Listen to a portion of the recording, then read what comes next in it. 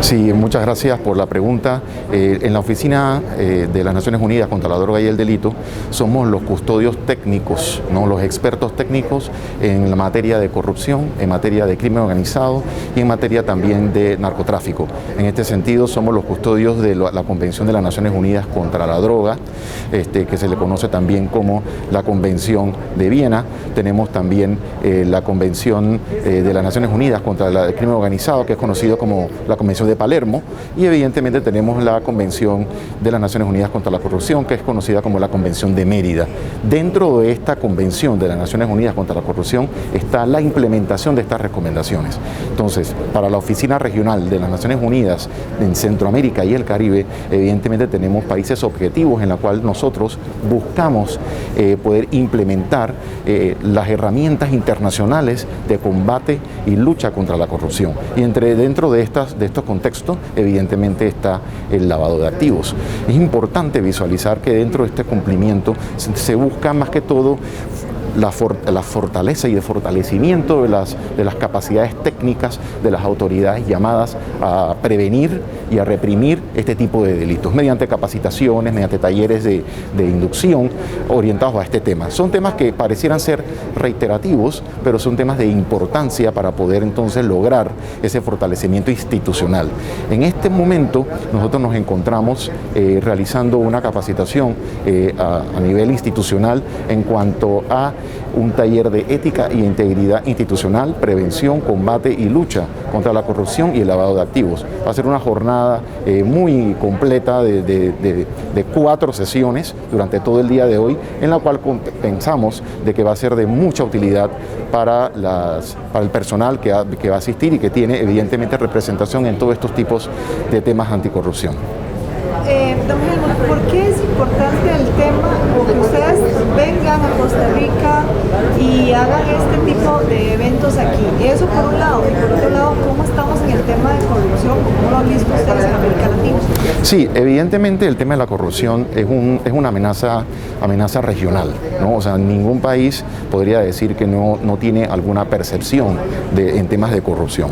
Evidentemente hay mecanismos que visualizan la percepción de la corrupción en los países. No obstante, nosotros como Oficina de las Naciones Unidas contra la Droga y el Delito a nivel de Centroamérica y el Caribe tenemos ese mandato en estos países. No solamente venimos a Costa Rica, estamos también en Guatemala, estamos en El Salvador, Honduras, estamos en Panamá y así en islas del Caribe como República Dominicana y también como Ecuador. Lo importante de esto es que el aprovechamiento de estas herramientas que fortalecen el tema de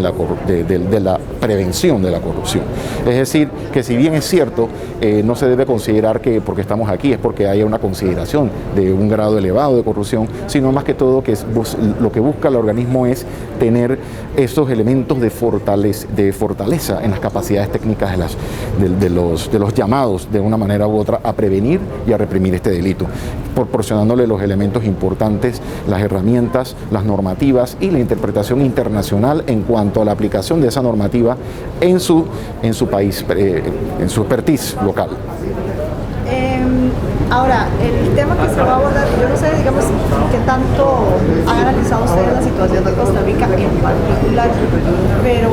los temas que se van a tratar acá son escogidos a propósito, digamos, de situaciones que ustedes hayan visto acá o no necesariamente, son temas que están tratando en toda Centroamérica y el Caribe. Muy buena pregunta porque también vale aclarar exactamente el contexto de por qué este tipo de capacitación y en realidad no es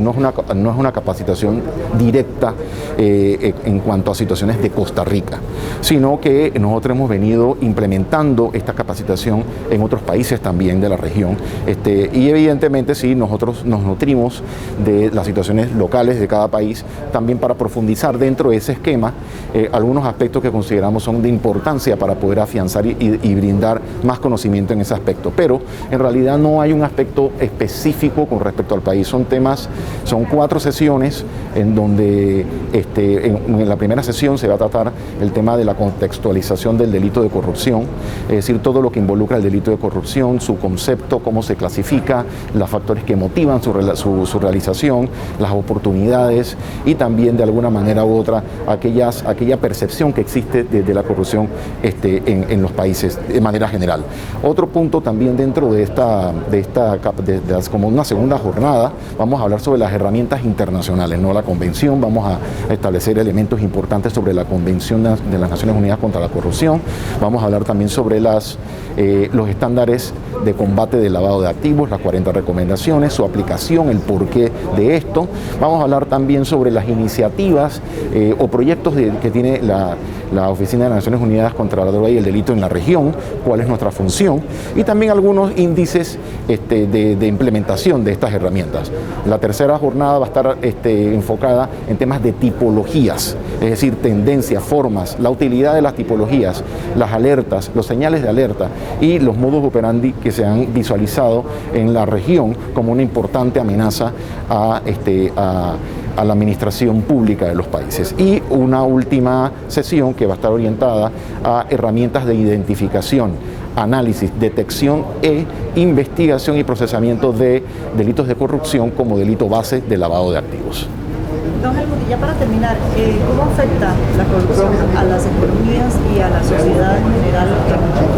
Sí, en realidad el fenómeno de la corrupción trae como consecuencia graves afectaciones en temas de salud, en temas de educación, en temas de acceso a los servicios públicos, porque esos fondos que deberían ser utilizados para la inversión en todos estos sectores cuyo el pueblo necesita tener acceso, evidentemente se van a otros bolsillos, por decirlo así. Entonces, el que queda afectado en tal caso es la ciudadanía en general. Evidentemente no hay fondos para poder tener acceso a las facilidades médicas. Mire, por ejemplo, con el tema de la pandemia, se ha quedado en evidencia, evidentemente, en la región, que hay países que no han tenido la capacidad de poder brindarle la salud a la cual tiene derecho, y evidentemente esto ha traído como consecuencia también, de alguna manera u otra, una alta percepción de corrupción. Entonces, uno de los elementos que nosotros consideramos que favorece el tema de la percepción de la corrupción es un elemento importante, que es la falta de transparencia y rendición de cuentas, porque incluso aunque no haya corrupción, si no hay rendición de cuentas y tampoco hay transparencia en el uso de los recursos públicos, entonces hay una alta percepción de corrupción. Entonces, por eso es importante el tema de la transparencia y la rendición de cuentas en el uso de los fondos públicos, para poder entonces brindarle a la sociedad la información que requiere para poder entonces tener una mejor percepción de los usos de los recursos del Estado.